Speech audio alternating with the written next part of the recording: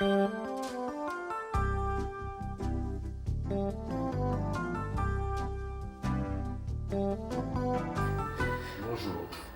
je vous souhaite la bienvenue au nom de tout le personnel de la Direction de l'aviation civile Ouest travaillant sur l'aérodrome de Brest-Lipava.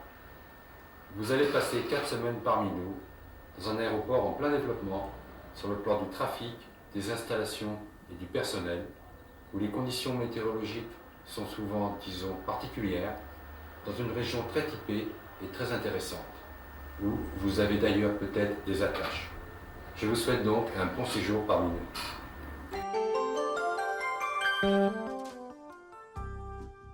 Le film qui vous est actuellement diffusé dure 12 minutes. Son objectif est de vous présenter la DAC Ouest, l'aéroport de Brest-Lipava, et également de vous rappeler l'importance de ce stage dans votre cursus ENAC.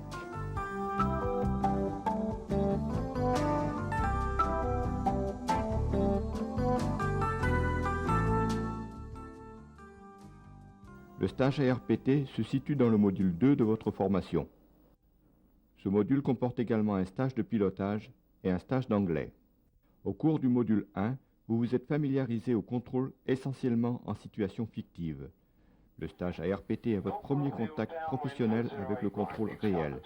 Il vous permet de rafraîchir les notions de contrôle d'aérodrome acquises au tout début du module 1. Dans 4 semaines, vous devrez être à même de tenir en double la position de contrôle d'aérodrome.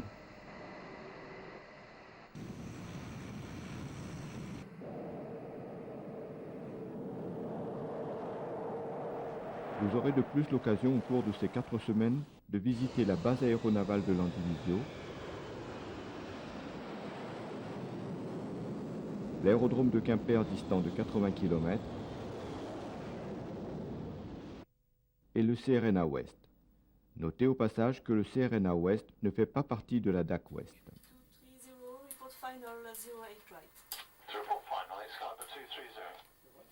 Selon les possibilités, vous pourrez peut-être faire un aller-retour sur l'île d'Ouessant à bord d'un Cessna Caravan de la compagnie locale, la Finistère.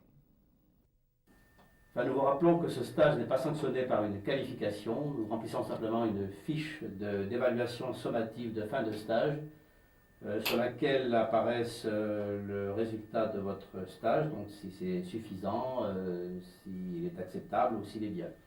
Nous avons quelques commentaires éventuellement pour compléter ce résultat. Cette fiche est ensuite envoyée à l'ENAC qui servira à votre passage en module 3.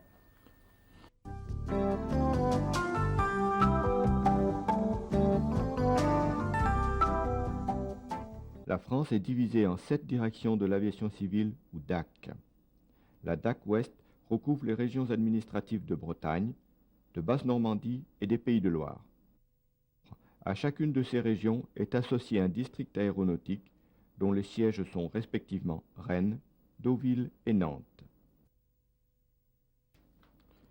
La DAC Ouest a son siège sur l'aérodrome de Brest-Lipava, ce qui donne à cet aérodrome un mode de fonctionnement particulier, du moins en ce qui concerne l'administration de l'aviation civile. En effet, les services habituels d'un aérodrome sont ici confondus avec ceux de la DAC.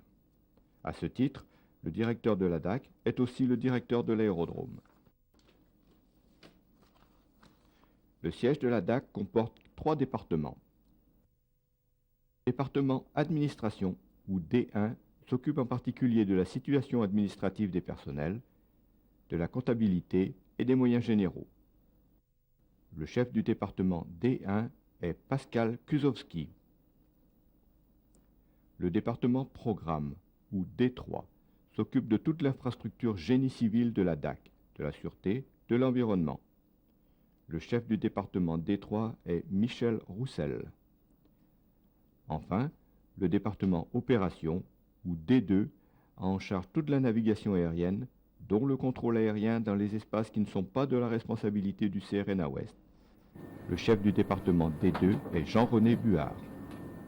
Alors, le département opération de la DAC Ouest est responsable du fonctionnement opérationnel de l'ensemble des aérodromes de la DAC Ouest. Et à ce titre, il s'appuie sur 3 divisions. Alors, s'agissant de la division circulation aérienne, qui est la plus grosse division du département, celle-ci comprend 3 subdivisions, une section et en charge en particulier les aérodromes de Brest, de Morlaix et de Quimper.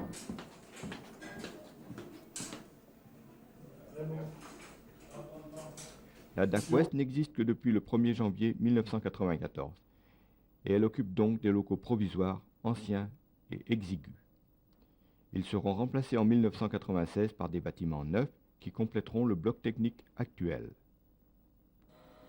Vous êtes sur un aérodrome de famille 3. Brest-Kipava a accueilli 500 000 passagers en 1993. L'activité est croissante. La ligne la plus fréquentée est la ligne Brest-Paris, qu'Air Inter exploite en Airbus A320 et A321. Britair exploite les lignes sur Londres-Gatwick et Lyon en SAP 340 et en ATR 42. En été, Britair dessert également Cork en Irlande.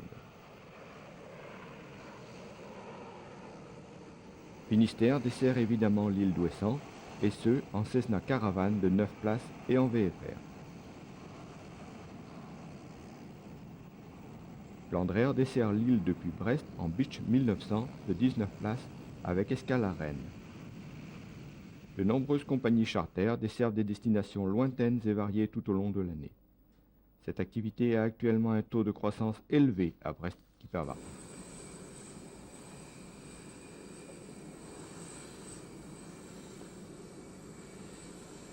Par ailleurs, une super caravelle d'Air Provence est positionnée à Brest et assure une ligne charter sur Toulon, en partie affrétée par la Marine nationale. Toulon est aussi desservi depuis Brest par Air Inter, en Airbus A320, mais d'une façon saisonnière.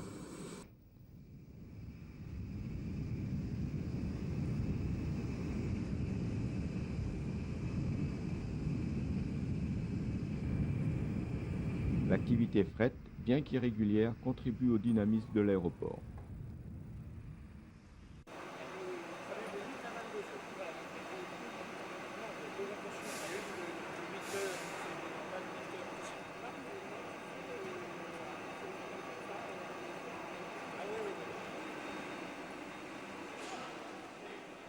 Air France exploite une ligne postale, et le Fokker 27 que vous verrez tous les jours sur le parking effectue une double traversée de la France toutes les nuits ou presque.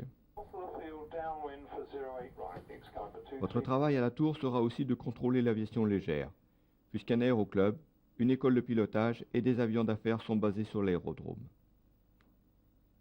L'aéroport lui-même est une entreprise commerciale, et l'État concède à la Chambre de commerce et d'industrie de Brest l'exploitation des installations. C'est la CCI qui a en charge l'aérogare des passagers et l'aérogare de fret. Boutique, restaurant, loueur de véhicules, tapis à bagages, tunnel à rayon X, tout y est, même si c'est généralement de taille modeste.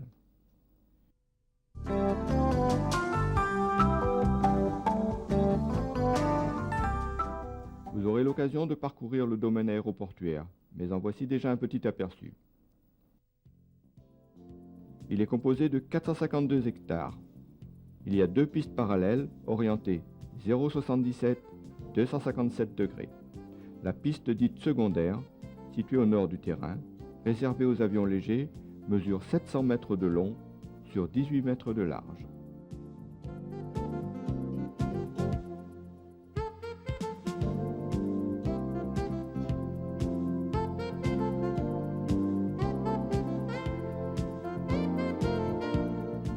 La piste principale, accessible par tous les types d'avions, mesure 3100 mètres de long sur 45 mètres de large.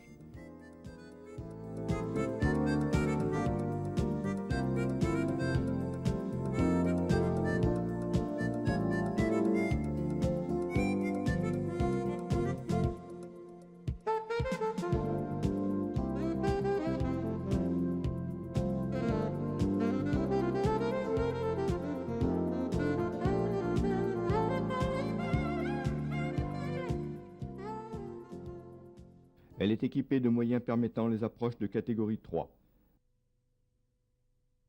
Balisage haute intensité, secours électrique, ILS et procédures particulières rendent Brest-Kipava utilisable par très mauvaises conditions atmosphériques.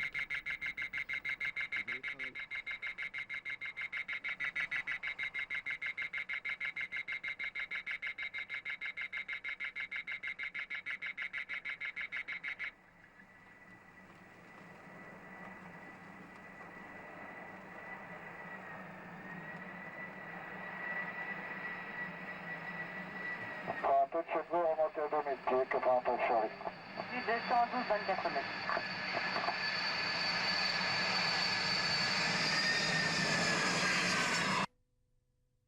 Vous allez travailler dans une vigie en assez mauvais état. Il faut dire qu'elle vit ces derniers mois, puisque la nouvelle tour de contrôle sera opérationnelle fin 95.